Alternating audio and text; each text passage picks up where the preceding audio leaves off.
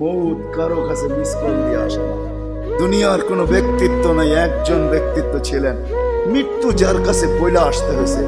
আল্লাহ নিজে বলছেন মালাকুল মৌতকে, বন্ধুর কাছে যাবে, অনুমতি দিলে ঢুকবে, নাইলে ঢুকবে না। অনুমতি নিয়ে বুকে হাত রাখবে, নাইলে রাখবে না। আমার বন্ধুর অনুমতি ছাড়া হাত রাখবে না বুকে। একজনই দুনিয়াতে ব্যক্তিত্ব ছিল যার কাছে অনুমতি নিয়ে আসছে, কারো কাছে আজ পর্যন্ত অনুমতি নিয়ে আসে আর আসবেও না। সত্য এটাই। এই জন্য আসেন, ওই জান্নাত, এটাই আমাদের ছোট জীবনটার উদ্দেশ্য। এই জন্যই আল্লাহ ডেলি ডাকে, 5 বেলা ডাকে, গ্যারান্টি দিয়া ডাকে, সিল লাগা ডাকে। ইদা সালুহা সালুহা সাইরুল আমাল।